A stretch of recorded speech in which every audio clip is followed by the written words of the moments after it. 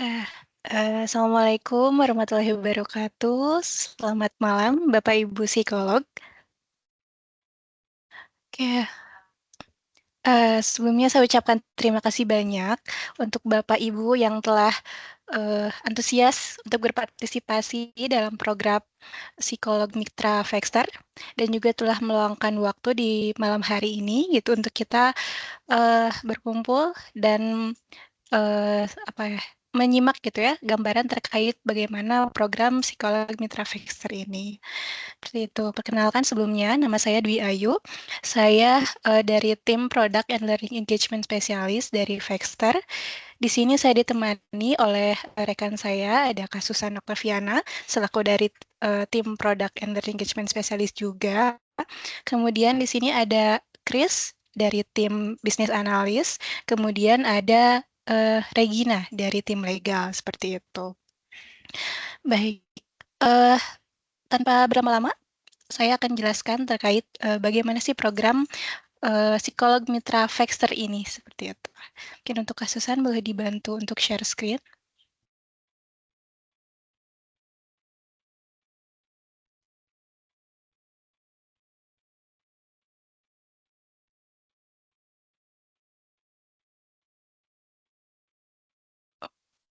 Boleh di full screen? Ya, oke. Jadi terkait program kemitraan Vexter, ini boleh di slide berikutnya.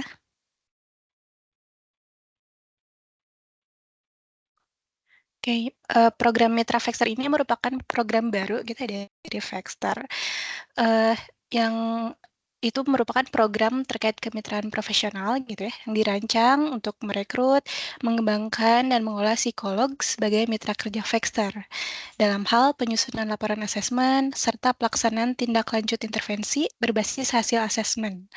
Seperti itu, guna meningkatkan kualitas layanan Vexter yang konsisten, tersandar, dan berdampak terhadap pengambilan keputusan klien gitu.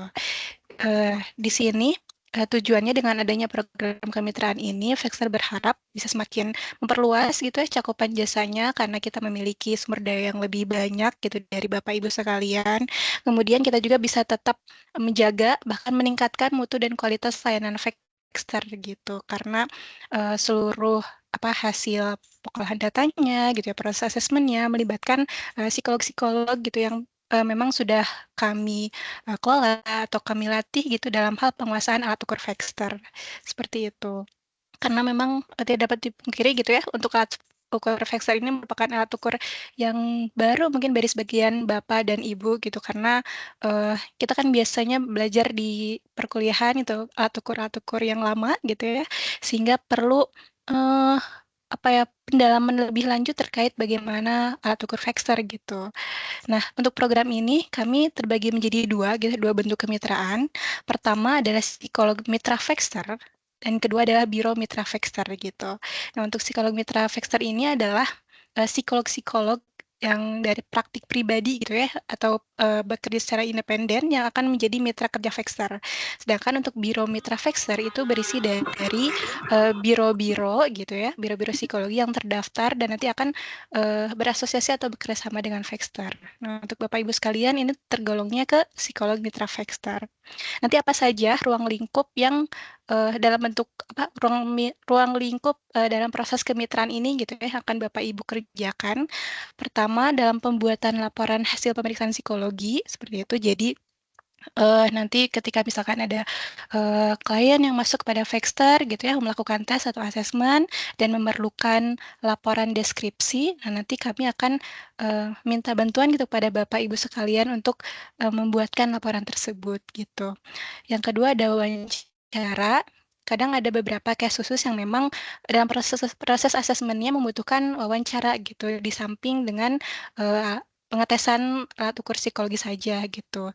Jadi nanti Bapak dan Ibu juga dapat berperan sebagai pewawancaranya. Kemudian yang ketiga menjadi asesor dalam proyek assessment center. Akhir-akhir ini kami di Vexter ini menerima permintaan gitu dari klien seputar assessment center seperti itu, yang mana kan membutuhkan psikolog yang banyak gitu ya untuk sebagai asesor gitu dalam hal nanti mungkin melakukan wawancaranya, menginterpretasikan hasil tesnya, kemudian mengintegrasikan data-datanya hingga membuat laporannya, seperti itu. Kemudian yang keempat adalah layanan konsultasi hasil psikotes kepada klien gitu. Ini jika diperlukan.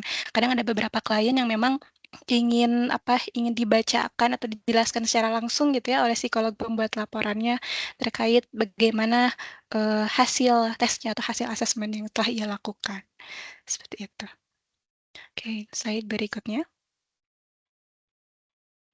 Nah, adapun alur dari kemitraan Baxter ini terbagi menjadi 4 tahap gitu ya. Pertama ada masa rekrutmen dan verifikasi gitu, yang mana sudah Bapak Ibu lalui gitu ya, untuk yang pengisian formulir seperti itu, pengiriman berkas-berkas juga sudah kami verifikasi berkas yang Bapak Ibu berikan gitu, dan sudah kami tentukan gitu setiap psikolognya masuk ke batch berapa dalam pelatihan ini.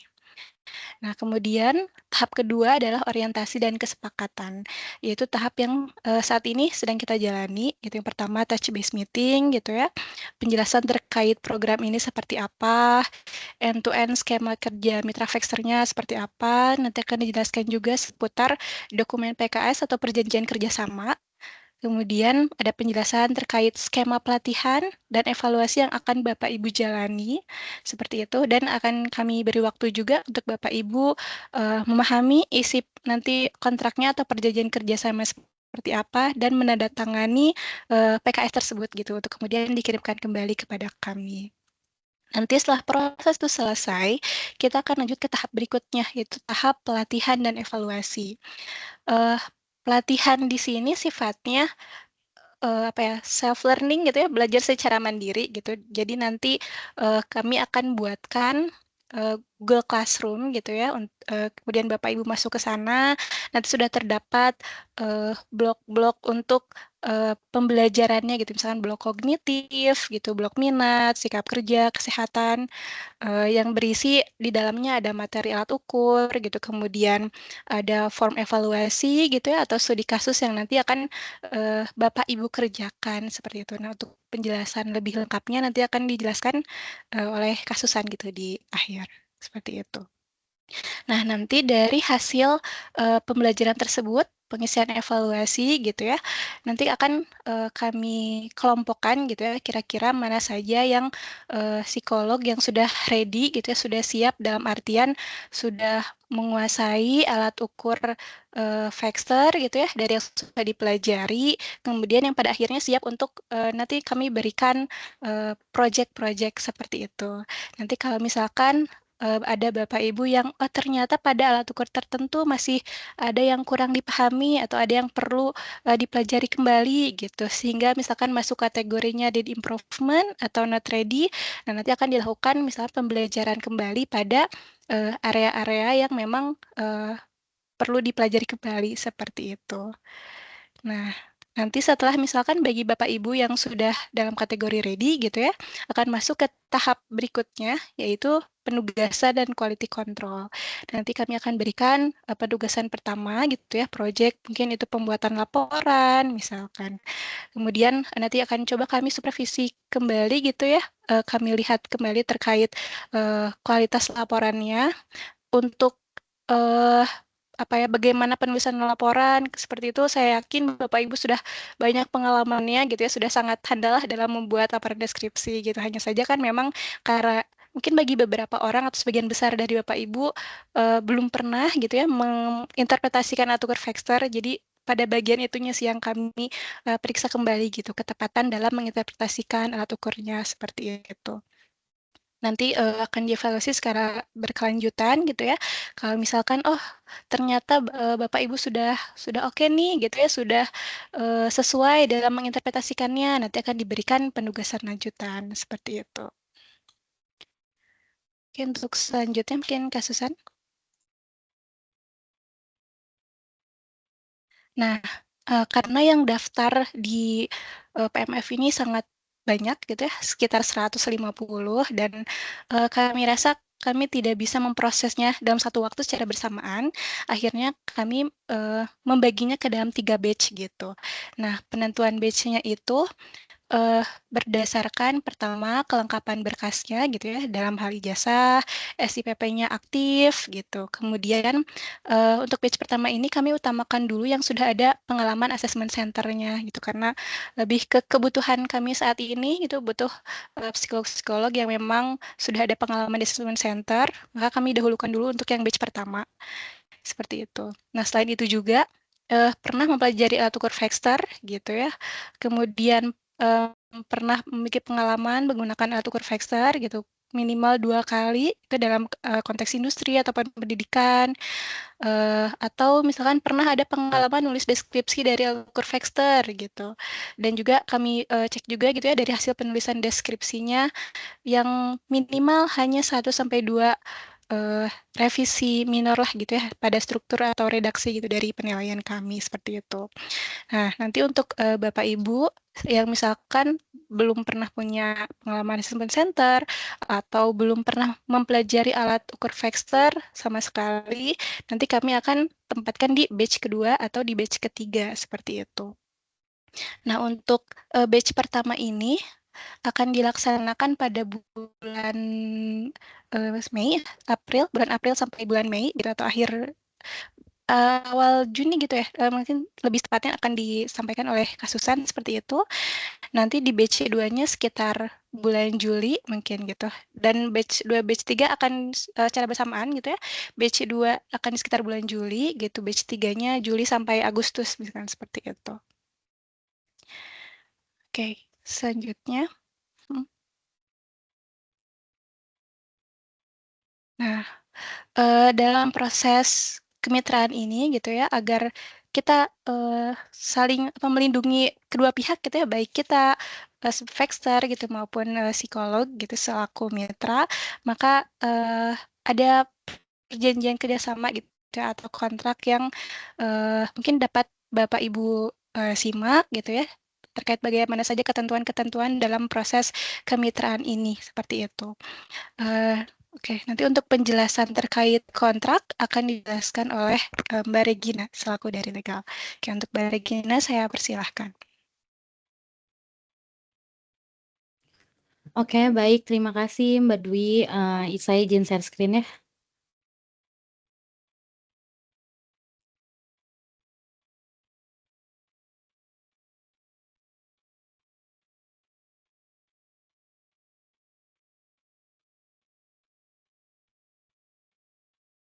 Udah masuk belum share screen-nya Mbak Dwi? Oh, kok di saya belum? Masih putih. Oh,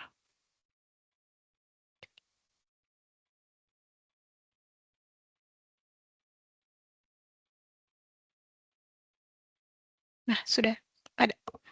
Oke, baik. Terima kasih Mbak Dwi untuk waktunya. Baik, Bapak Ibu gitu, Mas Mbak gitu, perkenalkan ya, saya Regina Kanya gitu. Saya tim legal dari Vexter Indonesia begitu, seperti apa yang sudah dipaparkan oleh Mbak Dwi gitu ya. Bahwasanya hari ini saya akan lebih menjelaskan kepada kontrak kerjasama, yang di mana nanti pada dasarnya si tujuan kontrak ini adalah melindungi hak dan kewajiban masing-masing pihak. Yang di mana ketika Bapak dan Ibu sudah memenuhi kewajibannya, maka kami akan catatkan juga di dalam kontrak. Begitupun juga dengan hak yang di mana Bapak Ibu telah memenuhi kewajiban kepada kami juga harus memenuhi hak dari Bapak Ibu gitu ya. Entah mungkin dari honorarium atau mungkin jangka waktu dan lain hal. Terkait dengan perjanjian kerjasama ini gitu ya Bapak Ibu, ada 15 pasal yang nanti mungkin akan saya jelaskan satu-satu, yang harapannya nanti juga, Bapak Ibu juga bisa pahami, tapi di sisi lain juga saya cukup terbuka untuk beberapa pertanyaan atau mungkin klausul dari isi kontrak yang mungkin bisa cukup apa ya, susah untuk dipahami gitu ya. Yang pertama mungkin di halaman pertama, saya akan menjelaskan bahwa di halaman pertama ini tuh ada terkait identitas para pihak, di mana pihak pertama ini tuh perusahaan gitu, yang artinya di sini adalah Vexter sendiri yang tercatat, bahwa identitas Baxter ya diwakili oleh direktur. Nah, begitupun untuk pihak kedua, di sini nanti bisa diisi identitasnya oleh para ibu gitu ya, bapak, mas atau mbak gitu ya. Untuk pihak kedua, ntar nanti dimasukin juga untuk nik, alamat dan lain hal. Nah, di sini alamat untuk pemberitahuan tentunya juga dimasukkan email dan lain-lain untuk email yang sifatnya aktif dan juga apa namanya tuh, korespondensi yang di mana, nanti identitas bapak dan ibu tuh dimasukkan ke dalam alamat tersebut gitu ya, gitu. Nah, untuk jangka waktu bapak dan ibu ini untuk keseluruhan di program yang pertama ini, dia akan berlaku sampai dengan 31 Desember 2026 gitu ya, which is ini sampai akhir tahun. Dan untuk pembayaran juga nanti proses pembayaran ini saya tuangkan di dalam kontrak bahwa akan dimasukkan ke dalam lampiran lainnya. Nah, mengapa demikian saya lakukan hal tersebut? Karena dalam proses pembayaran nanti kan akan kemungkinan berbeda-beda gitu ya Mbak Dwi ya. Otomatis mungkin nanti setiap orang akan ada proyeknya yang menerima sekitar taruh saja mungkin 10, ada yang mungkin 15, ada yang 20 atau lain hal, sehingga angka pembayarannya saya tidak cantumkan di dalam kontrak, tetapi akan ada lampiran lain gitu, yang dimana nanti lampiran tersebut tuh akan menjelaskan bahwa Bapak Ibu tuh akan mengerjakan laporan berapa banyak, sehingga juga pun dengan biaya yang seharusnya juga kami keluarkan gitu ya atas jasa Bapak Ibu dalam membantu kebutuhan dan kepentingan kami gitu. Nah, untuk ketentuan pembayaran Bapak Ibu dan ketentuan pembayaran itu aturan di kami akan dibayarkan selambat-lambatnya 60 hari. Selambat-lambatnya artinya ini paling maksimal. Memungkinkan juga dibayarkan oleh kami dalam jangka waktu seminggu, 2 minggu, 3 minggu gitu. Dan ya selambat-lambatnya adalah 60 hari gitu ya. Karena memang dalam beberapa proyek klien-klien kami pun pembayarannya paling lambat itu juga ada yang lebih dari 30 hari, sehingga untuk apa namanya tuh untuk kerapihan bersama kami catatkan bahwa keseluruhan para mitra psikolog gitu ya akan dibayarkan selambat-lambatnya 60 hari gitu ya. Nah, di sini juga dimasukkan klausul terkait dengan apabila Bapak Ibu menerima pembayaran yang tidak sesuai, entah kurang atau bahkan lebih, maka mohon untuk hubungi bagian keuangan kami di financevexter.co.id gitu. Nah, untuk rekening bank, nanti ini bisa dicantumkan rekening bank Bapak dan Ibu gitu ya, harapannya juga rekening dan identitas Bapak Ibu sama. Jadi misalkan nama psikolognya ya Mbak Dwi, mohon izin untuk dimasukkan rekening banknya juga atas nama Mbak Dwi gitu ya. Begitupun juga nama pemilik rekening dan nomor rekening. Nah, harapannya untuk diperiksa lebih detail nanti sehingga tidak ada kesalahan pada nomor rekening. Nah, selanjutnya ini kita akan memasuki klausul terkait syarat dan ketentuan layanan gitu ya Bapak Ibu, di mana syarat dan ketentuan layanan ini tuh nanti akan mengatur bagaimana syarat-syarat yang berjalan secara realisasi gitu dan ketentuan apa yang memang harus Bapak Ibu penuhi ataupun mungkin kami penuhi gitu. Nah, untuk pertama pasal 1 ini tuh ada terkait dengan definisi. Definisi ini sebenarnya menjelaskan nanti kebingungan Bapak Ibu kalau ada istilah-istilah dalam pasal. Nah, standarnya adalah ada di definisi tersebut, kayak perjanjian kerjasama itu apa maksudnya, mitra Baxter pun apa maksudnya gitu, termasuk kayak hari kalender juga pun hari kerja gitu. Nah, di ayat 6 gitu ya Bapak Ibu, di pasal 1 definisi ini saya menjelaskan terkait spesifikasi dan standar komersial gitu.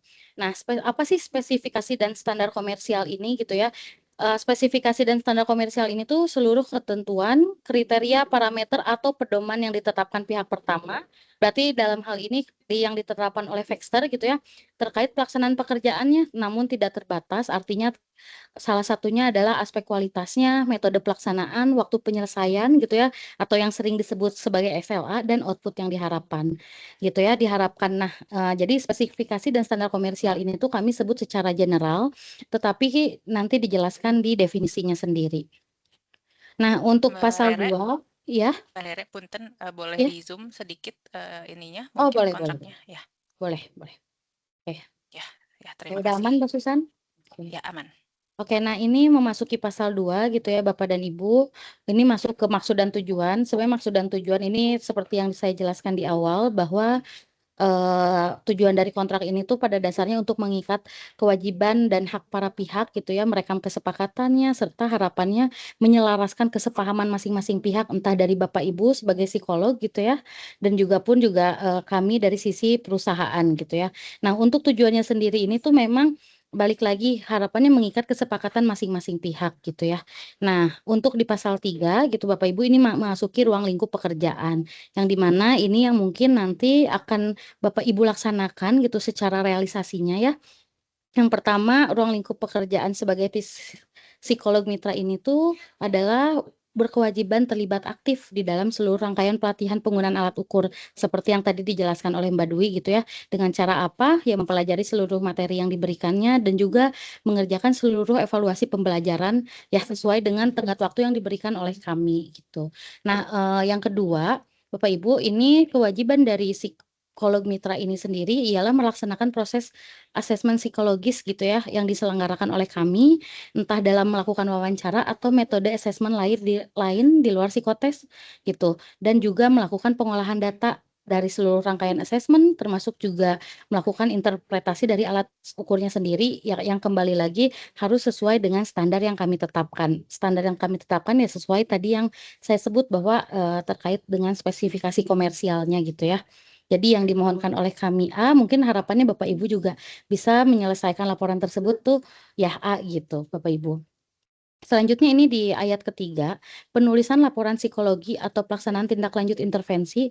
Nah, termasuk juga pada konseling psikologis gitu ya terhadap klien berdasarkan hasil asesmen yang diselenggarakan oleh kami gitu. Nah, untuk ketiga ruang lingkup ini apa namanya tuh secara umum kami cantumkan gitu ya. Mungkin secara detail atau realisasinya tidak termasuk ke dalam ruang lingkup pekerjaan karena kami khawatir ada beberapa yang mungkin ya balik lagi gitu ya selama implementasi atau realisasi ada beberapa yang berbeda. Cuman sejauh ini secara umum yang pasti dikerjakan oleh para psikolog mitra gitu ya Bapak dan Ibu semua ke dalam program ini adalah ketiga hal tersebut gitu. Nah, masuk ke dalam pasal 4 gitu terkait dengan kualitas pekerjaan, ini saya cantumkan secara umum gitu ya Bapak Ibu, yang di mana ya harapannya kami Vexter Indonesia gitu ya dalam program ini Bapak Ibu dapat juga, menjamin bahwa Bapak Ibu bisa menyelesaikan ruang lingkup pekerjaan yang tadi saya jelaskan gitu ya, dengan dengan keadaan ketelitian, keterampilan, ketepatan waktu juga gitu ya, SLA yang dimohonkan, sesuai dengan spesifikasi dan standar komersial. Mungkin untuk ketelitian dan keterampilan, saya kira Bapak dan Ibu juga, pasti cukup berpengalaman gitu ya Mbak Dwi terkait dengan hal tersebut gitu ya. Cuman, saya cantumkan terkait hal tersebut agar tertulis gitu. Nah, selain itu juga harapannya Bapak dan Ibu selaku psikolog mitra, juga tidak merubah atau memodifikasi proses atau hasil pekerjaan gitu ya Bapak Ibu, serta juga kami mohon untuk tidak, menyerahkan pekerjaan kepada pihak lain, artinya subkontrakkan tanpa izin pihak pertama.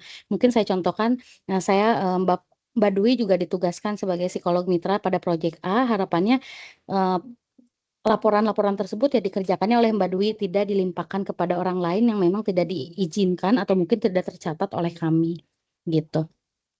Nah, ini memasuki pasal 5 gitu ya Bapak dan Ibu, ini terkait dengan kekayaan intelektual, yang di mana, Bapak dan Ibu memahami bahwa hak atas kekayaan intelektual terkait laporan yang Bapak Ibu kerjakan atau kami secara umum sebutnya sebagai hasil ruang lingkup pekerjaan gitu ya, yang secara khusus dibuat oleh kami gitu ya selama Bapak dan Ibu, apa namanya itu, bekerja sama dengan kami, entah laporannya, analisisnya, atau dokumen lainnya gitu ya, selama itu memang dikhususkan untuk kebutuhan dan kepentingan pelaksanaan psikolog mitra ini, maka ini secara kepemilikan dijadikan milik kita gitu. Gitu. Nah, selanjutnya juga, harapannya Bapak dan Ibu tidak diperkenankan menggunakan rahasia dagang, merek dagang, entah hak cipta, hak publisitas, hak privasi, dan hak kepemilikan lainnya gitu ya, milik kami sepanjang memang diperlukan untuk kecuali ya itu, diperlukan untuk pelaksanaan pekerjaan gitu. Tetapi dengan persetujuan tertulis dari pihak pertama. Artinya juga, Bapak dan Ibu juga pasti cukup memahami bahwa memang untuk laporan tidak bisa dipublisitas untuk, sifatnya yang tanpa persetujuan kami sendiri gitu ya, sehingga tidak diperkenakan untuk menggunakan, mengungkapkan, atau memanfaatkan hal-hal tersebut gitu, untuk kepentingan yang memang tidak sesuai dengan tujuan dari program ini gitu. Gitu ya Bapak dan Ibu. Nah untuk, ayat terakhir juga harapannya Bapak dan Ibu tidak menggunakan, memproduksi, menerbitkan gitu ya, atau mensadurkan, mempertunjukkan, atau mendistribusikan hasil ruang lingkup pekerjaan, artinya juga hasil pekerjaannya itu adalah laporannya, mungkin hasil asesmen dan lain-lainnya, mohon untuk tidak dilakukan hal-hal tersebut, gitu. Nah, untuk di pasal 5 ada 3 ayat tersebut yang tadi saya jelaskan, jadi dia fokus pada kekayaan intelektual aja.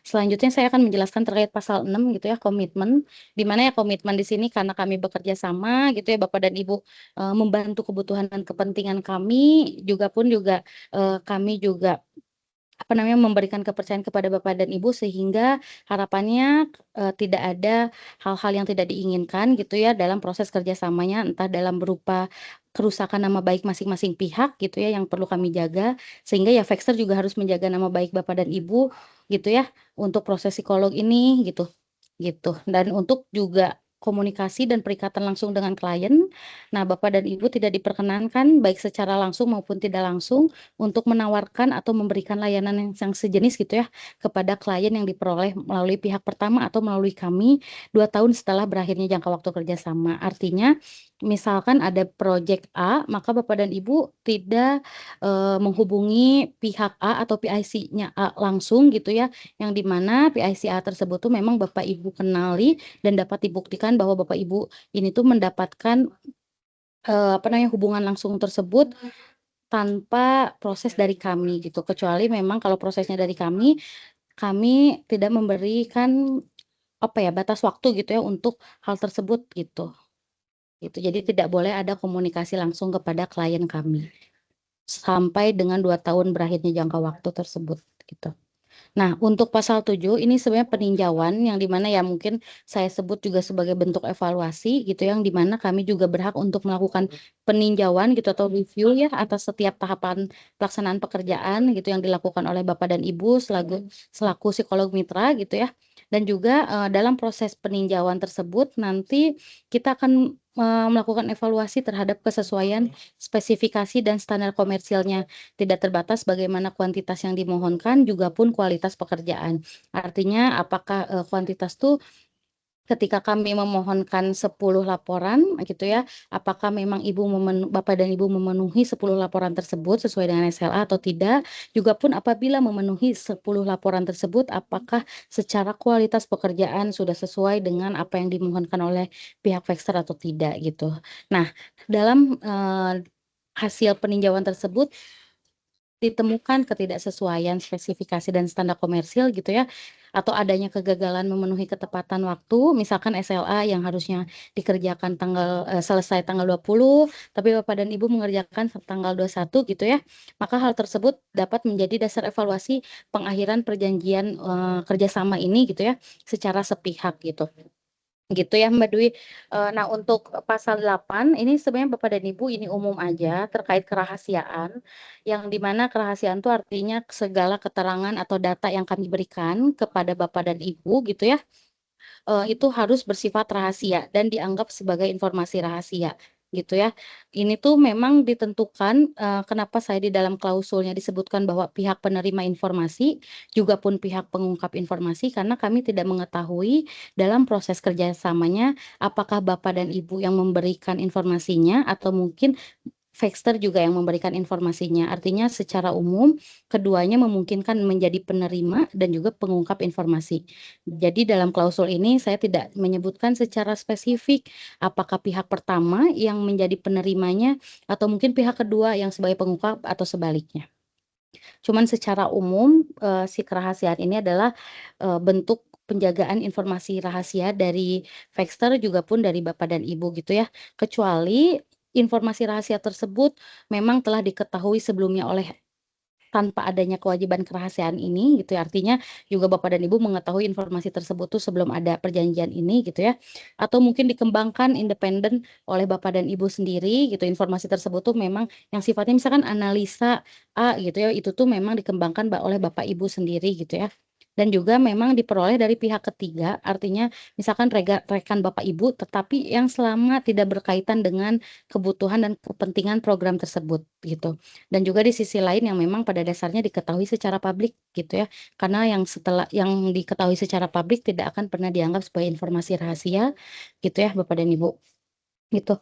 Nah, untuk selanjutnya Bapak dan Ibu, seperti yang kita ketahui bahwa yang nanti akan kita kelola gitu berkaitan dengan data spesifik gitu ya, yang di mana data tersebut tuh dilindungi oleh Undang-Undang Perlindungan Data Pribadi, sehingga dalam prosesnya saya akan memasuki klausul perlindungan data pribadi gitu.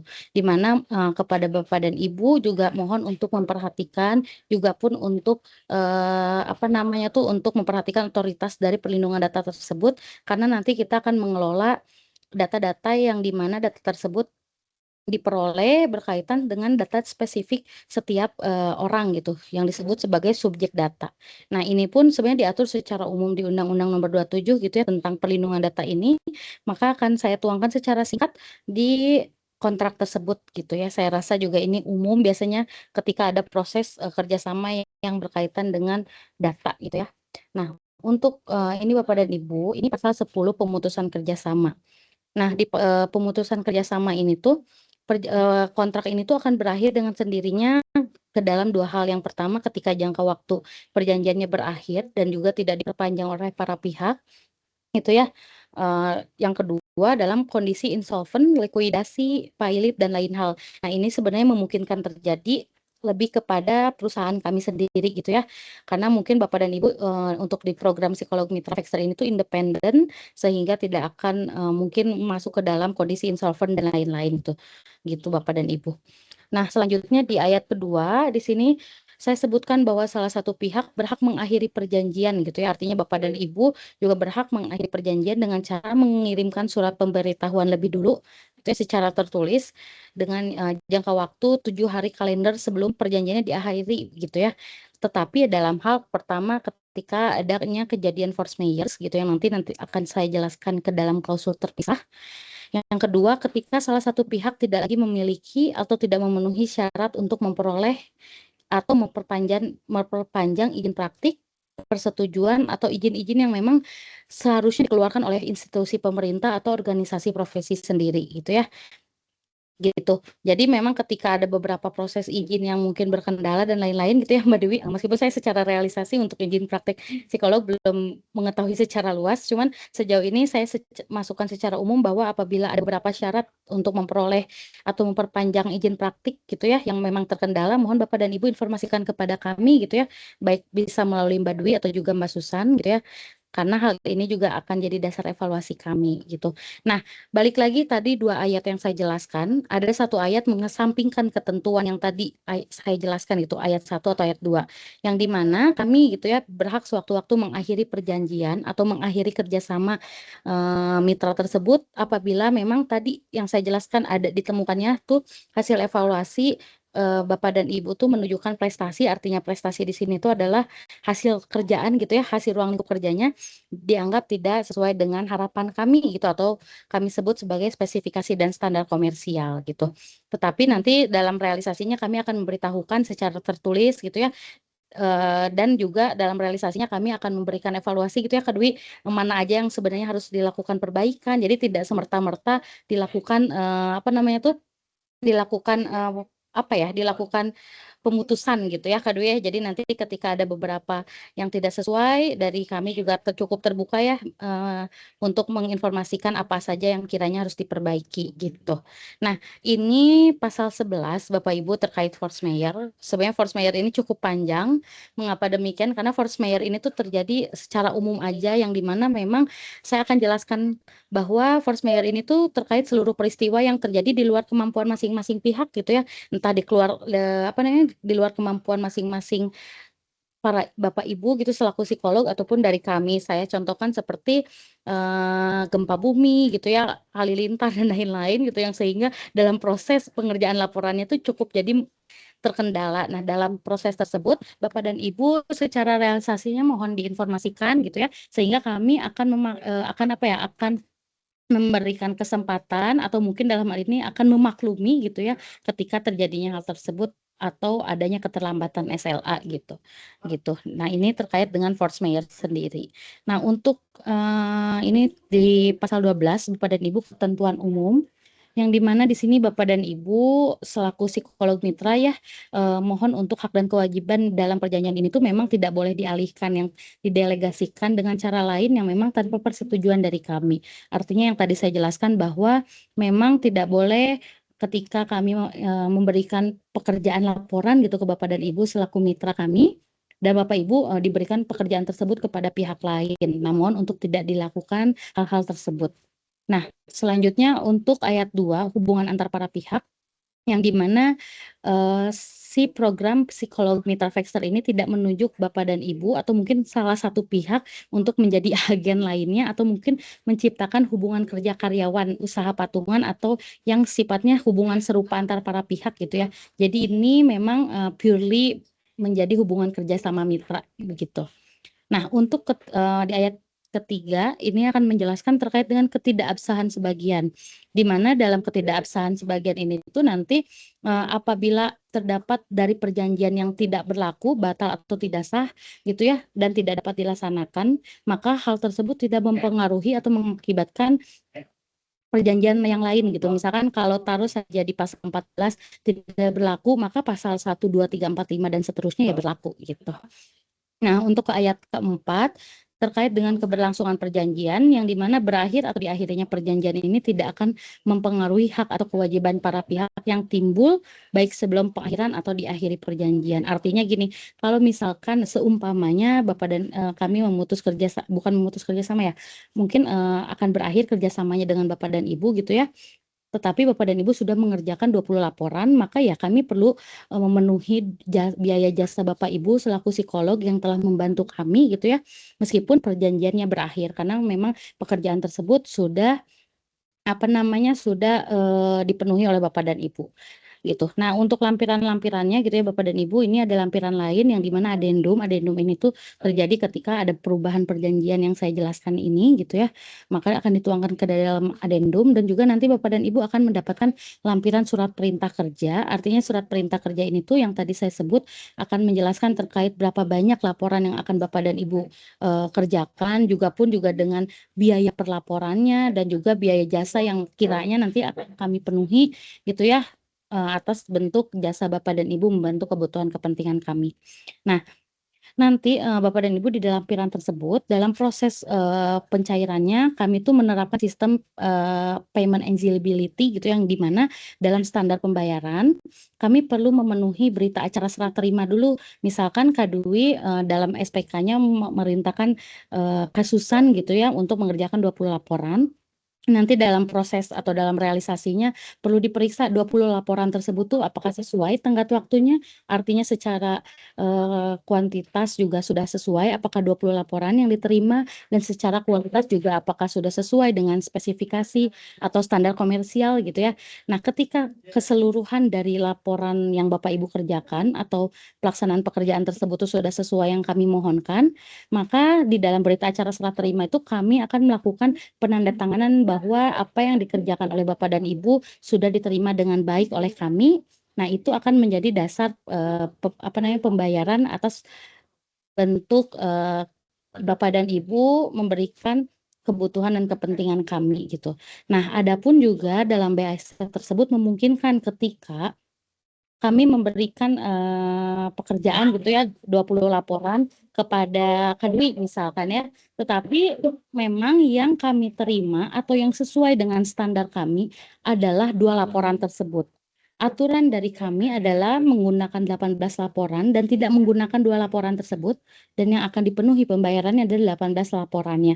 Tetapi kembali lagi apabila 2 laporan tersebut tidak diterima, maka Kadwi juga harus menyampaikan bentuk evaluasinya kenapa, dan juga kami cukup terbuka untuk memberikan waktu dalam memperbaiki laporan gitu ya Kak Dwi ya.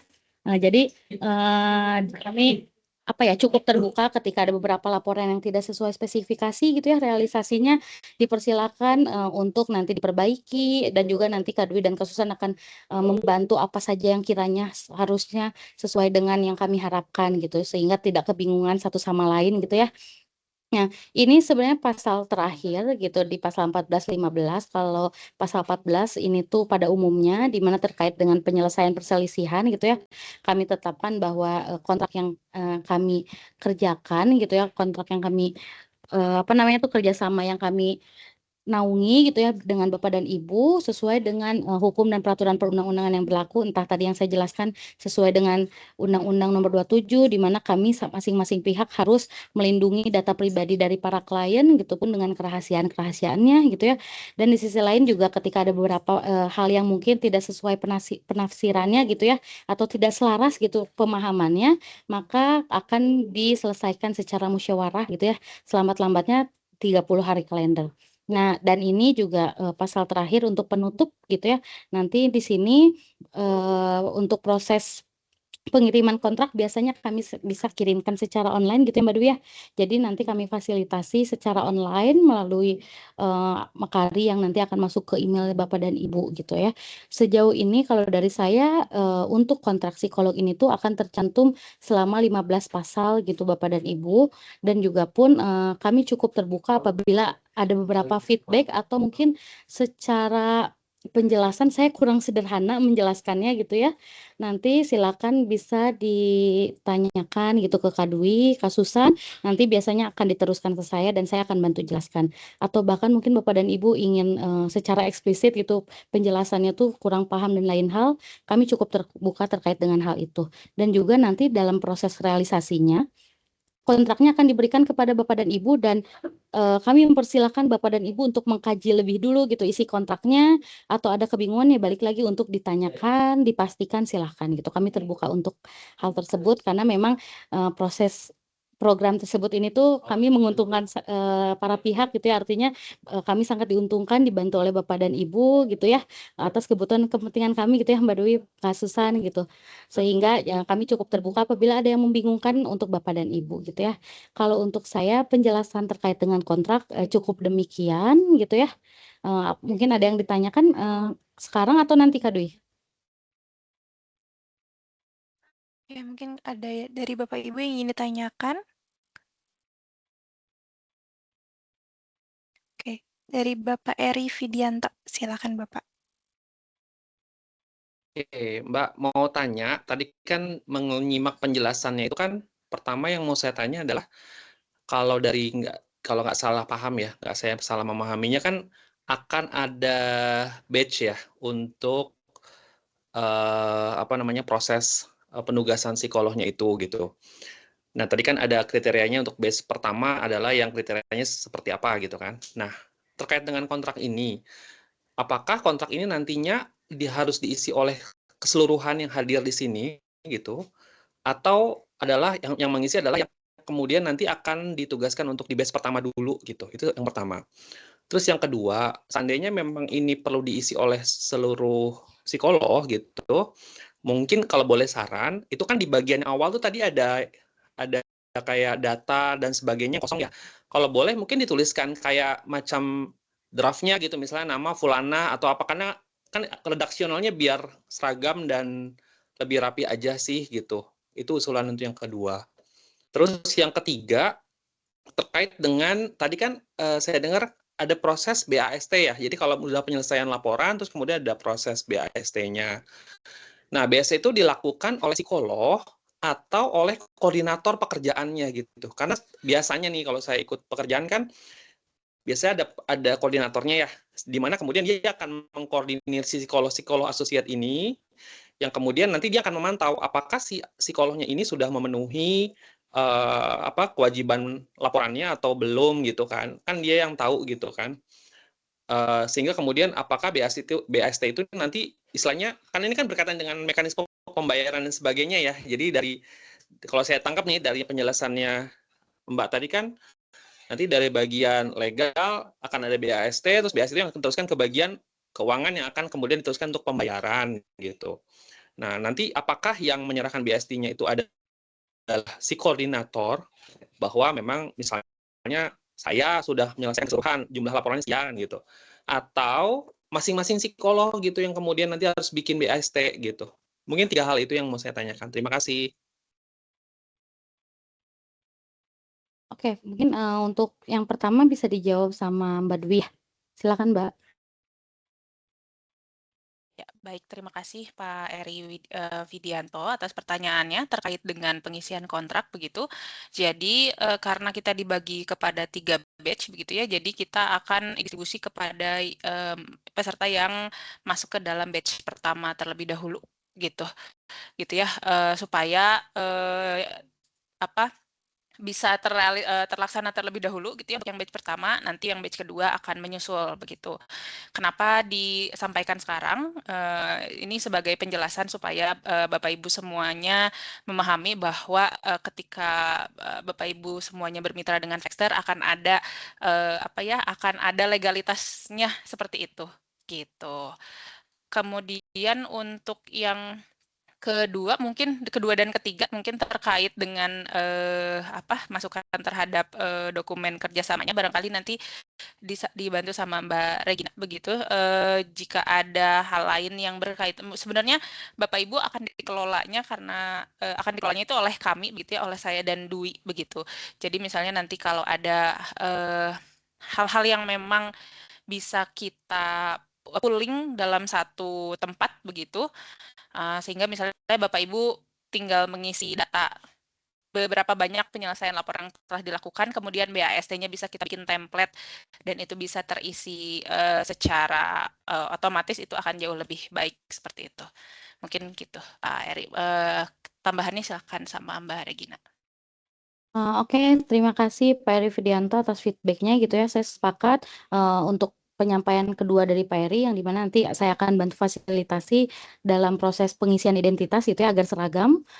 Thank you Pak Eri untuk feedback-nya gitu ya. Pak Eri, mohon maaf gitu. Nah, untuk yang ketiga tadi seperti apa yang dijelaskan oleh Mbak Susan gitu ya, bahwa BAST ini nanti saya akan fasilitasi template-nya yang dimana template-nya tersebut nanti Bapak dan Ibu bisa diisi gitu ya berapa banyak pekerjaan laporannya dan lain-lain dan nanti dalam proses realisasinya akan ditandatangani oleh koordinatornya entah dari Mbak Susan atau Mbak Dwi dan nanti dalam proses pengisian BAST-nya Bapak dan Ibu bisa bertumpu kepada SPK tadi. Artinya kalau dalam SPK-nya kami memberikan proyek 20 laporan misalkan ya, nah BAST-nya juga seharusnya kan sama ya selaras gitu.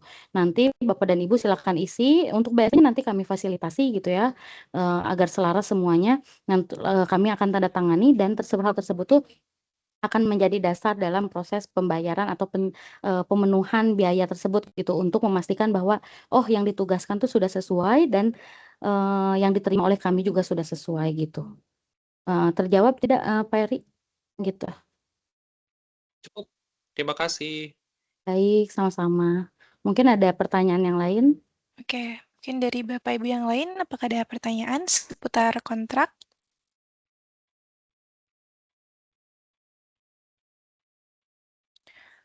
Oke, kalau tidak ada mungkin ya, nanti akan kami bagikan terkait dokumen yang tadi sudah ditampilkan oleh Mbak Regina gitu. Mungkin Bapak Ibu perlu waktu untuk memahami setiap poin-poinnya, itu dipersilakan untuk mendalaminya baik-baik gitu. Dan kalau misalkan ada yang ingin ditanyakan, nanti bisa disampaikan di grup seperti itu. Nanti kami bantu untuk sampaikan kepada Mbak Regina.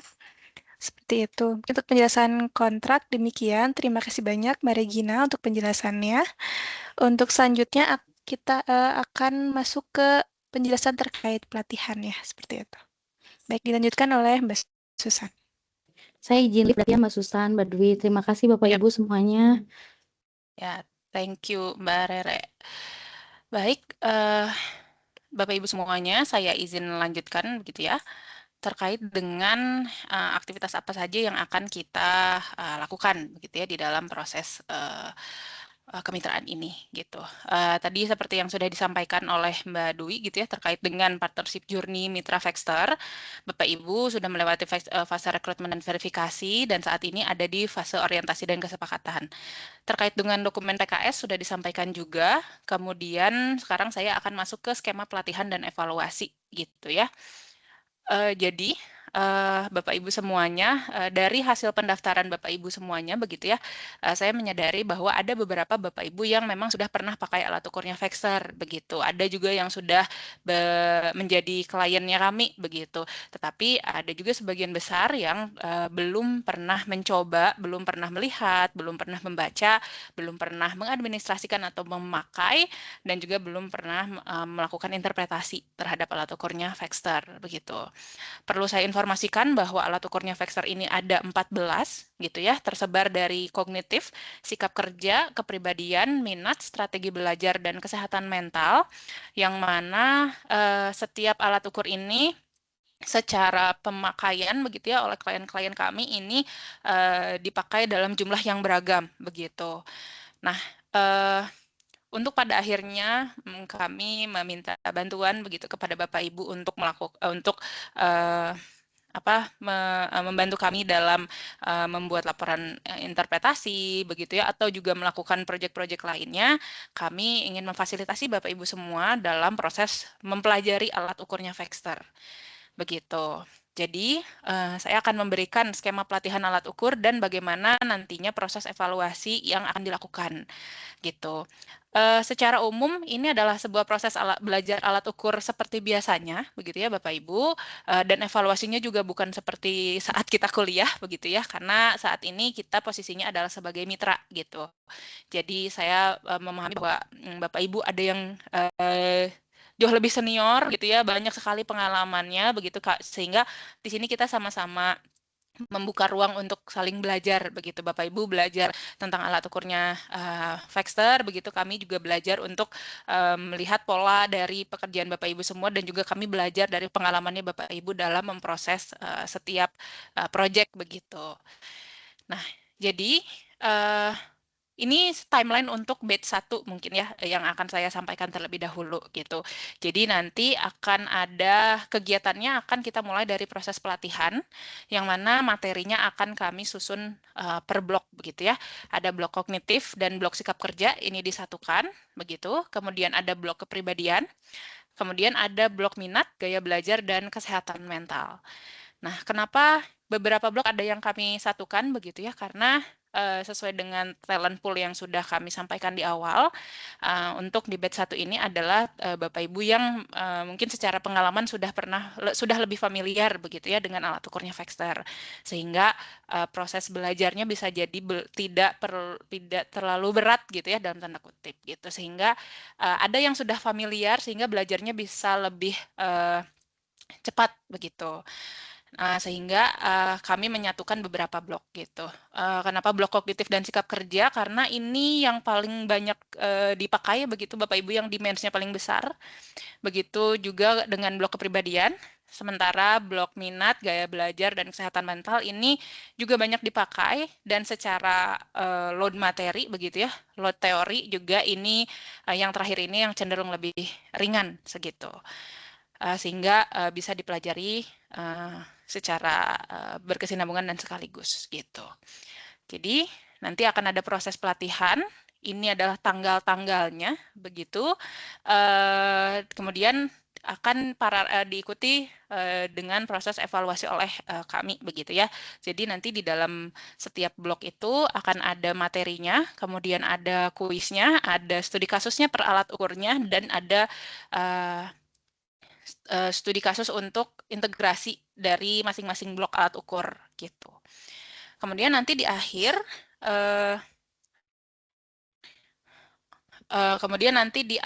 akan ada pengerjaan studi kasus final project begitu. Final project ini adalah yang sudah mencampurkan antara kognitif, sikap kerja, minat, kepribadian begitu, yang itu menjadi dimensi yang paling banyak biasanya masuk ke Vexter seperti itu. Nanti ada penilaian final project, kemudian juga penilaian assessment readiness seperti itu Bapak Ibu. Gitu. Nah, ini sifatnya asinkronus begitu ya Bapak Ibu. Jadi ini menyesuaikan dengan pace-nya Bapak Ibu begitu. Kami mempertimbangkan dengan familiarity Bapak Ibu terhadap alat ukurnya Vexter, terutama untuk yang di batch 1, tampaknya untuk mengikuti untuk bisa akhirnya mengingat kembali begitu ya, mengingat kembali alat ukur yang sudah pernah dipakai ini akan lebih ringan seperti itu. Nah, setelah pertemuan ini dan setelah Bapak Ibu nanti membaca PKS, kemudian juga setuju gitu ya dengan skema kerjanya yang sudah tertuang di dalam PKS, nanti akan ada periode pendaftaran Google Classroom begitu ya. Jadi kami sudah menyediakan Google Classroom-nya. Nanti akan kami berikan pengumumannya di WhatsApp begitu untuk batch 1. Silakan Bapak Ibu join.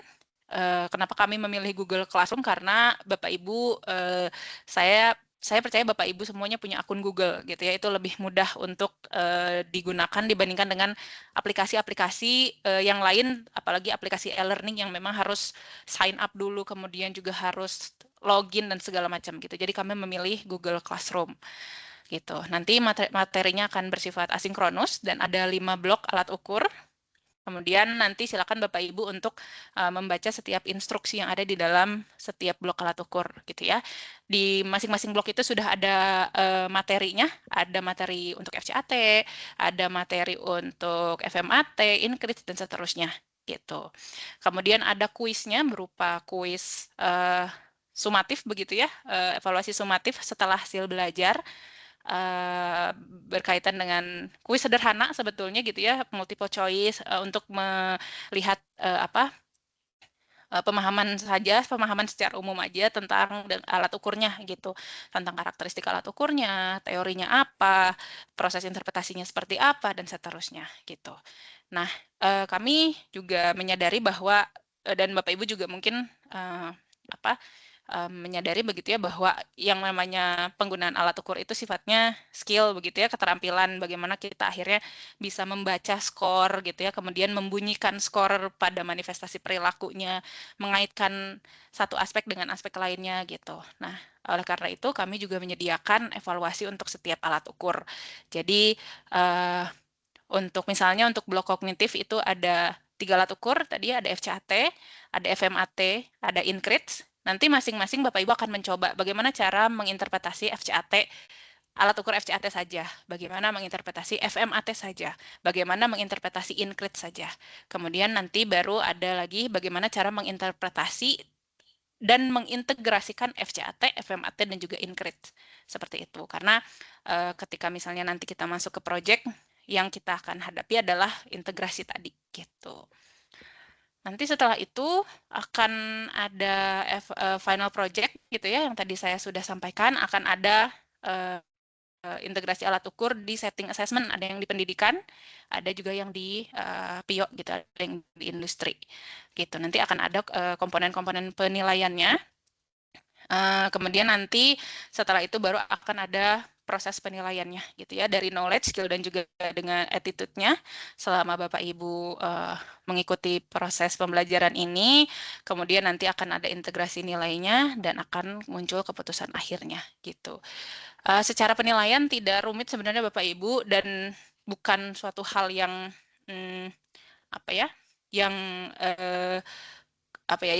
bukan suatu hal yang complicated gitu ya, karena sebetulnya saya yakin kita Bapak Ibu sebagai psikolog gitu ya punya basic alat ukur yang sudah kita pernah pelajari sebelumnya gitu. Nah, hanya saja karena di sini ada beberapa teori yang berbeda gitu ya, atau mungkin kita perlu mengingat kembali teorinya, kemudian juga ada beberapa langkah interpretasi yang sedikit berbeda dibandingkan dengan alat ukur sebelumnya, maka kita di sini sama-sama belajar terkait dengan penggunaan alat ukurnya Vexter, seperti itu. Tampilan kelasnya kurang lebih seperti ini, Bapak Ibu ya. Jadi ada blok kognitif, sikap kerja, kepribadian, minat dan learning style, serta blok kesehatan mental. Kemudian ini setiap bloknya isinya akan ada modul setiap alat ukur gitu. Jadi modul pembelajaran FCATR, di sini ada due date-nya kapan. Kemudian akan ada materinya. Jadi ini adalah materinya PowerPoint yang sudah kami buat di dalam aplikasi Canva, yang mana Bapak Ibu bisa langsung ngeklik saja materinya tanpa harus login Canva gitu. Tanpa harus buka aplikasi apapun gitu ya. Jadi Bapak Ibu masuk ke Google Classroom-nya, join kelasnya, habis gitu Bapak Ibu bisa langsung belajar tanpa harus login ke aplikasi lainnya lagi begitu. Karena di sini kita sudah bikin public link gitu ya. Di dalamnya juga ada beberapa kuis interaktif sederhana yang bisa Bapak Ibu isi kemudian Bapak Ibu submit gitu. Kemudian di nomor 3 di sini ada evaluasi pembelajaran berupa kuis Google Form yang sederhana, pertanyaannya berapa ya, 10, mungkin 10, 15 begitu ya, terkait dengan teori yang sudah dipelajari.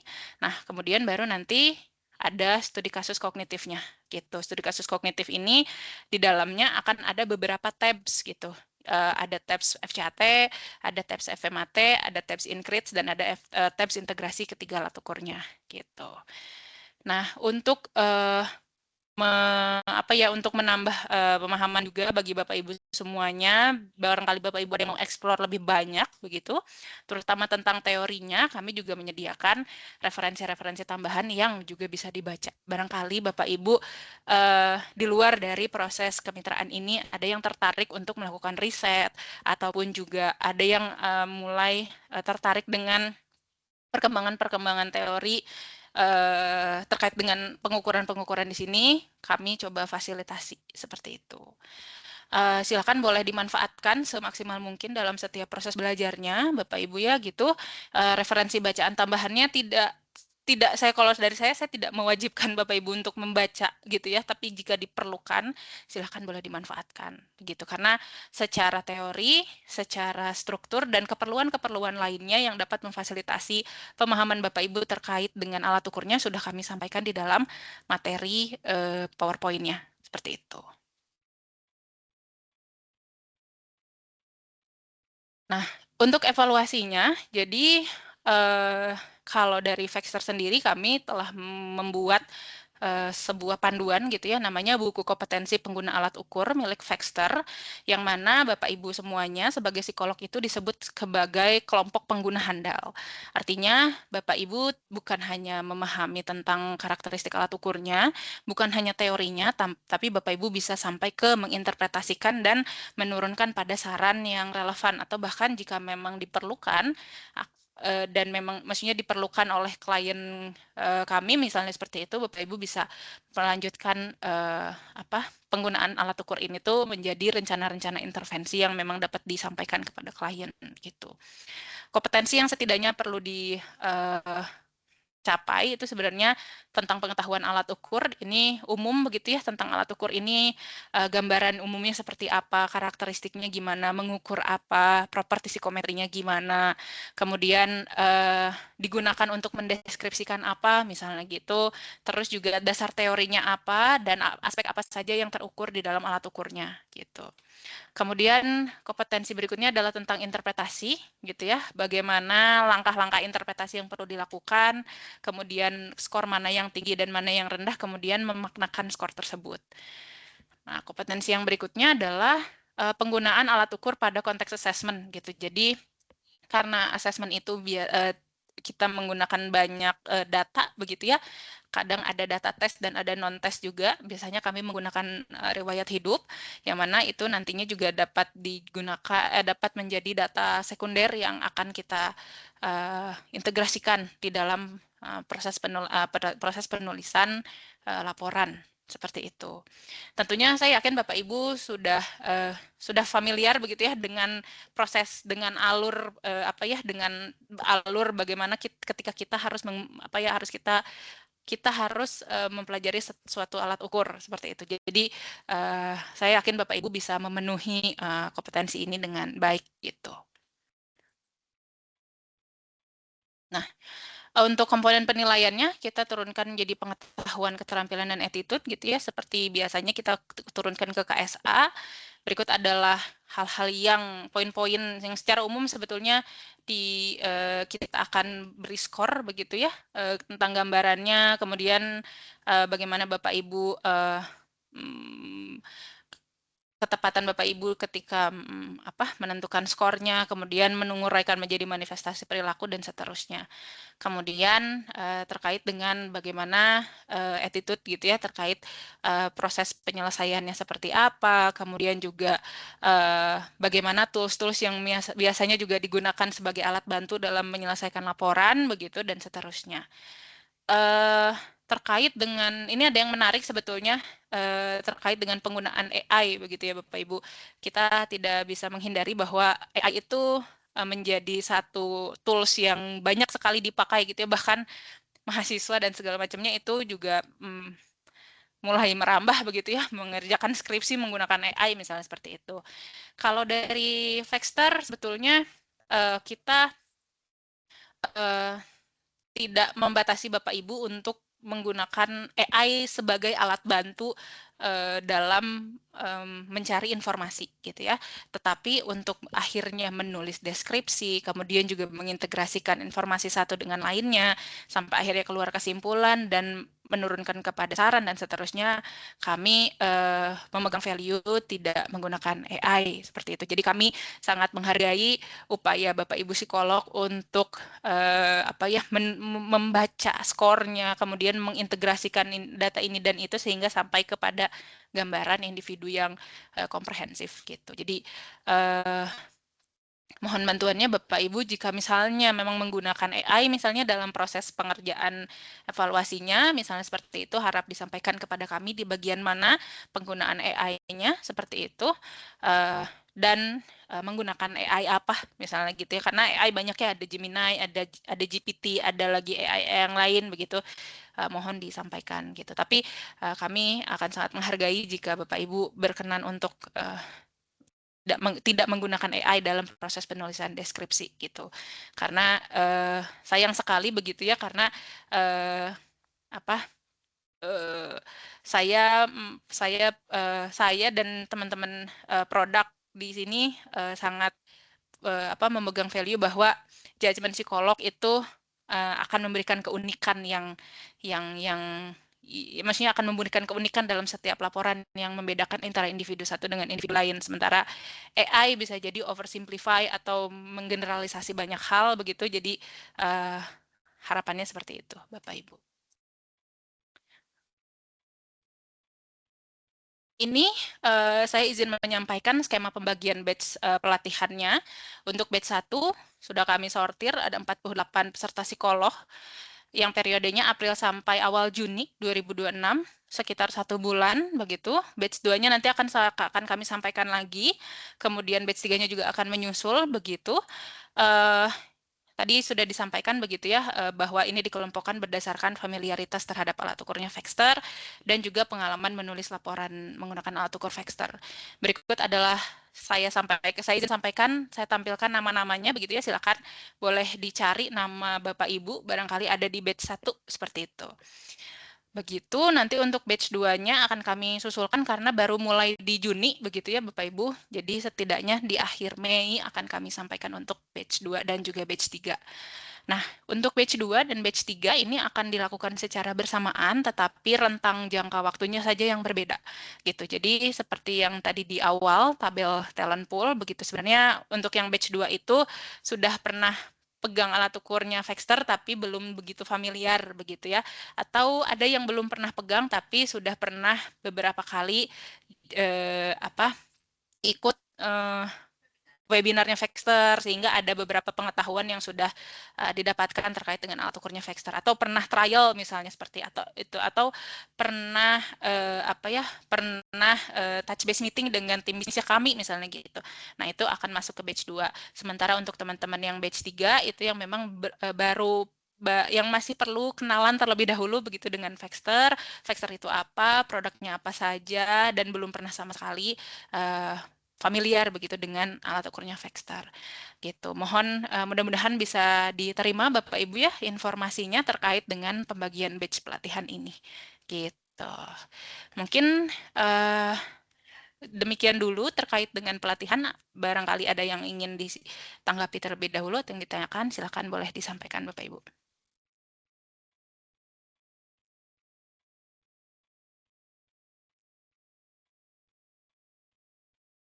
Boleh, silakan Ibu Nisa.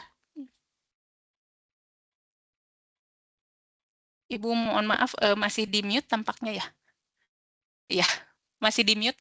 Jadi, ya. Ya, ya, silakan. Assalamualaikum warahmatullahi wabarakatuh. Selamat malam. Waalaikumsalam warahmatullahi. Selamat malam, Ibu. Ya, saya panggilnya Mbak Mbak Susan. Iya, Tadi boleh saya Mbak lihat saja. di depan itu ada ranah PIO dan ada ranah pendidikan ya. Ini Ya, semuanya betul. nanti akan disamaratakan atau kayak gimana? Iya, dudanya akan mengerjakan dua-duanya begitu, karena apa kebutuhan kami cukup banyak begitu Bapak Ibu terkait PIO dan pendidikan begitu. Jadi mungkin yang PIO bisa bisa ada experience mengerjakan yang pendidikan juga sebaliknya. Tapi ketika misalnya nanti pengerjaan project begitu kami akan mempertimbangkan juga expertise Bapak Ibu gitu. Jadi kalau yang pendidikan pasti akan bukan lebih banyak ya. Jadi akan kami coba ke orang pendidikan terlebih dahulu yang lebih banyak pengalaman di pendidikan. Kalau untuk PIO misalnya untuk pengerjaan-pengerjaan di area industri dan lainnya itu bisa disampaikan ke teman-teman PIO gitu, Ibu. Oke, terima kasih. Baik, sama-sama. Baik, ada lagi barangkali Bapak Ibu?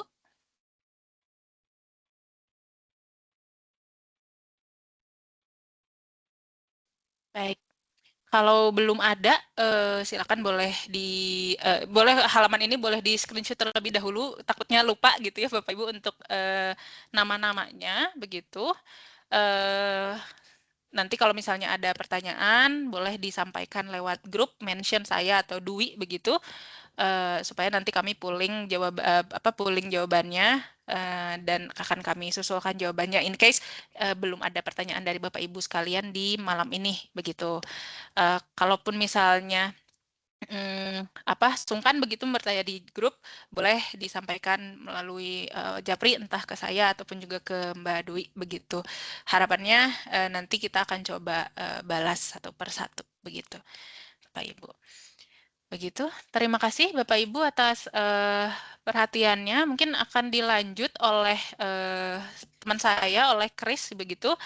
Jadi kalau misalnya tadi Bapak Ibu sudah mendengar ada Bapak Ibu masuk ke dalam sebuah sistem begitu ya, masuk ke dalam sebuah program gitu.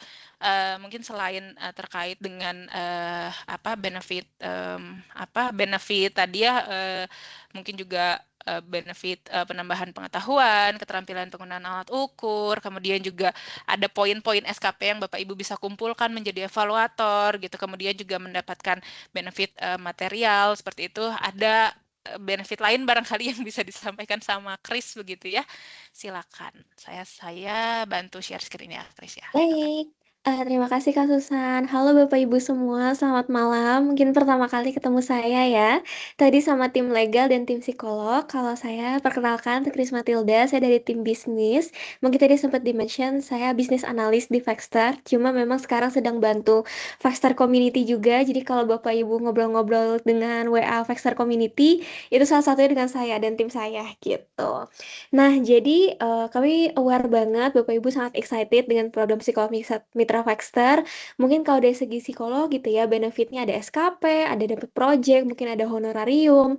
Tapi kita dari tim bisnis juga mau ajak Bapak Ibu biar semakin semangat gitu ya, sampai akhir tahun nanti sama-sama Factstar terus. Kita ada program namanya referral, dan program referral ini tidak terbatas ya dengan batch manapun. Jadi Bapak Ibu yang mungkin saat ini belum di batch 1, tetap bisa banget ikut program referral ini dan mengumpulkan poin.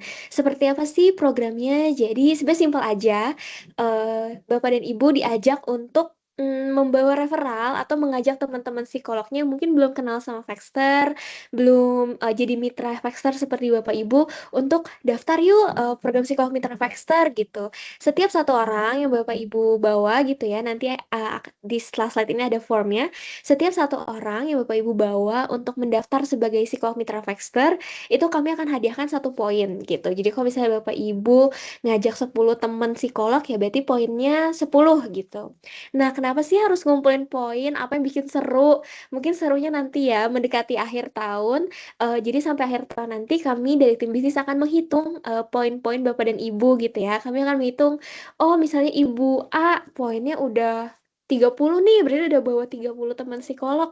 Itu kita akan cari top 3-nya dari Bapak dan Ibu semua. Tidak terbatas batch manapun, kita akan cari top 3 dengan poin tertinggi, itu akan kami kasih hadiah.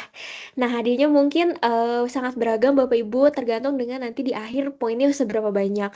Biasanya kami kalau di program-program bisnis yang lain kami kasih voucher belanja atau kami kasih barang-barang yang mungkin enak untuk ditaruh di biro-biro Bapak Ibu atau di rumah gitu seperti air purifier, rak buku IKEA dan atau mesin kopi dan lain-lain. Jadi kita banyak banget sediain hadiah untuk teman-teman psikolog Mitra Factor. Jadi pastikan teman-teman psikolog Mitra Factor nggak cuma menulis laporan aja ikut teman-teman psikolog yang tadi, tapi boleh juga sambil ngumpulin poin dan menangkan hadiahnya di akhir tahun nanti. Mungkin boleh di next.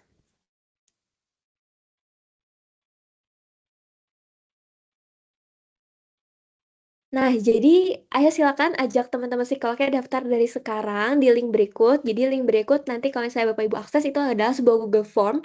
Sebenarnya mirip dengan Google Form yang kemarin sempat diisi ya, tapi kali ini khusus untuk referral. Jadi mereka akan menulis nama Bapak dan Ibu sebagai yang mengajaknya. Dan di situ kami akan mendata misalnya Ibu A sudah membawa 20 teman, Bapak A sudah membawa 10 teman gitu. Kami akan mendata dari situ dan akan menghitung poinnya dari jumlah form yang disubmit oleh teman-teman psikolog Bapak dan Ibu. Tapi mungkin perlu diingat bahwa referral ini sifatnya talent pool ya. Kalau Bapak dan Ibu kan kemarin berhasil daftar yang aslinya psikolog Mitra Factor, makanya kami seleksi. Kalau saat ini untuk referral akan bersifat talent pool dan tidak ada jaminan misalnya akan langsung lolos seleksi karena tentu tadi ada standar-standar yang akan kami nilai. Tapi apakah teman Bapak dan Ibu lolos atau tidaknya kami akan tetap memberikan poin karena kami anggap itu sebagai bantuan atau effort Bapak dan Ibu gitu ya untuk mengajak teman-temannya lebih kenal dengan Factor dan program psikolog Mitra Factor. Jadi mungkin batch 2 dan 3 sambil menunggu bulan Juni gitu ya, 1,5 bulan lagi bisa sambil ngumpulin poinnya gitu. Jadi nanti akhir tahun kita lihat siapa di antara 150-an ya, kalau nggak salah 150-an PMF, siapa nih top 3-nya yang poinnya paling banyak. Nanti siap-siap menerima hadiah dari tim bisnisnya Factor. Kira-kira seperti itu. Jika ada pertanyaan mengenai program referral ini ataupun program psikolog Factor, tadi ya boleh langsung ke Kasusan, Kak Dwi, psikolog kami, ataupun kalau mau seputar alat ukur, seputar program, kerjasama, boleh dengan admin Factor Community ya, yang paling bawel mungkin di grup, yang paling sering muncul di grup itu tim saya. Jadi sekian informasi dari saya, semoga ini menambah semangat, menambah excitement, kita semakin dekat relationship-nya antara Factor dengan psikolog-psikolog di Indonesia. Terima kasih semuanya. Silakan saya kembalikan ke Kasusan dan Kak Dwi. Oke, terima kasih banyak Mbak Kris untuk penjelasannya. Baik, ada Bapak dan Ibu ada yang ingin ditanyakan seputar tadi yang dijelaskan oleh Mbak Kris?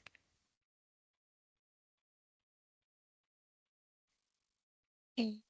Kalau tidak ada, tadi ada penjelasan dari Mbak Kris adalah bahasan terakhir dari pertemuan kita pada malam hari ini. Untuk nanti rekamannya akan kami kirimkan di grup gitu ya. Jadi mungkin kalau Bapak dan Ibu ingin menyimak kembali, mungkin ada informasi yang tertinggal gitu, atau mungkin untuk psikolog-psikolog lain yang tidak ikut di pertemuan ini akan bisa untuk menyimak kembali gitu. Oke, mungkin ada pertanyaan dari Bapak Eri, silakan Bapak. Mbak Kris, ini aja ya, jadi tergelitik aja sih dengan penjelasannya Mbak Kris. Iya. Pertama, apa namanya, sebenarnya apa sih tujuannya ini gitu, maksudnya referral ini, maksud saya gini, kalau kan kita berarti kan sebenarnya kayak ngasih tahu ke psikolog-psikolog lain gitu kan, mau ikut nggak nih ada program psikolog mitranya Factor loh, kayak gitu kan. Nah sebenarnya kalau dari sisi kita kan jelas ya, misalnya tadi ada poin yang bisa dikumpulkan, tapi sebenarnya kalau dari sisi faktornya itu apa sih gitu tujuannya gitu, itu yang pertama. Yang kedua terkait dengan ini kan tadi ada referral ya, nah, maksudnya nanti apakah akan ketahuan ya misalnya si A ini referral dari saya misalnya, itu apa memang perlu mereka tuliskan manual atau memang ada kode-kode khusus gitu, saya nggak paham tuh. Mungkin itu sih Mbak Kris. Oke, baik. Terima kasih Pak Eri pertanyaannya. Mungkin yang pertama dulu kali ya, kenapa ada program referral ini di tengah-tengah program psikolog mitra. Yang pertama tentu kami ingin teman-teman psikolog merasa excited gitu ya dengan Facster, merasa ada kedekatan dengan kami, dengan adanya reward-reward. Kami percaya reward itu bisa banyak bentuknya, nggak cuma hadiah dari tim bisnis aja. Mungkin ada honorarium, ada sertifikat, SKB, dan lain-lain. Tapi kami ingin lebih excited sampai akhir tahun nanti kita bisa bersama-sama terus mengerjakan project bersama-sama. Jadi semoga ada program yang bikin kita long last gitu, Pak Eri, supaya kebayang nih di akhir tahun siapa ya pemenangnya. Jadi ada excitement-nya gitu. Dan selain itu kami juga di tahun ini memang load untuk project-project dan klien-klien yang baru datang ke Factor tuh besar sekali. Banyak juga mungkin dari korporat-korporat besar yang membutuhkan pool psikolog atau teman-teman psikolog mitra yang lebih banyak lagi. Maka dari itu PMF referral ini akan seperti yang tadi saya mention akan menjadi talent pool, akan menjadi data-data kami akan tahu oh ada juga nih psikolog di biro ini yang dibawa sama Pak Eri misalnya. Kami jadi semakin luas jaringan psikolognya dan psikolognya juga semakin kenal dengan Factor. Mungkin kira-kira seperti itu. Dan untuk kayak men-tracknya siapa yang membawa, betul nanti ada di Google Form-nya. Di Google Form-nya silakan teman-temannya di info untuk diisi nama yang membawanya, misalnya yang membawa Bapak Eri gitu ya, silakan ditulis nama lengkap Pak Eri supaya kami bisa nge-track poin Pak Eri udah berapa nih temennya yang datang gitu. Jadi semoga menjawab ya Pak Eri kenapa si Factor membuat program ini, kenapa tiba-tiba ada referral gitu ya. Kami sih ada juga klausul tidak akan membocorkan data dan lain-lain. Kami yakin mungkin ada keresahan gitu ya ketika temennya diajak ngupload data, ngupload SIPP dan lain-lain. Kami paham banget, tapi adanya program referral ini semata-mata agar kita semakin dekat aja sebagai sahabat gitu ya. Kalau di Factor tuh psikolog kami anggap sahabat gitu Bapak. Semoga menjawab ya teman-teman semuanya. Terima kasih. Oke, makasih Mbak. Baik. Oh, mungkin ada satu pertanyaan lagi ya dari Mbak Nisa. Aku izin jawab langsung. Untuk kriteria psikolog yang layak di referral, silakan disesuaikan saja kalau teman-teman PMF ingat di poster ada beberapa syarat gitu ya, memiliki SIPP yang aktif dan lain-lain. Nanti di formnya teman-teman yang di referral pun harus mengisi seperti itu. Jadi kriterianya harusnya nggak jauh beda dengan teman-teman psikolog mitra Factor gitu. Mungkin temennya ada yang kemarin ketinggalan daftar ya. Kemarin banyak yang protes tuh ke tim marketing kok udah tutup duluan formnya gitu ya. Mungkin teman-teman yang kemarin ketinggalan daftar bisa diajak lewat referral ini karena linknya ini memang eksklusif, hanya kami kasih ke teman-teman mitra di sini aja untuk dikasih ke kawan-kawan psikolognya lagi nanti. Jadi untuk kriterianya nanti bisa dilihat di Google Form, harusnya sama persis seperti ketika pendaftaran kemarin, SIPP, ijazah dan lain-lain. Terima kasih semuanya. Oke, terima kasih Pak Eri, Bu Nisa yang sudah bertanya itu dan Chris atas penjelasannya. Baik, mungkin ada yang ingin tanyakan lagi seputar tadi penjelasan dari Chris atau mungkin bahasan-bahasan sebelumnya mungkin?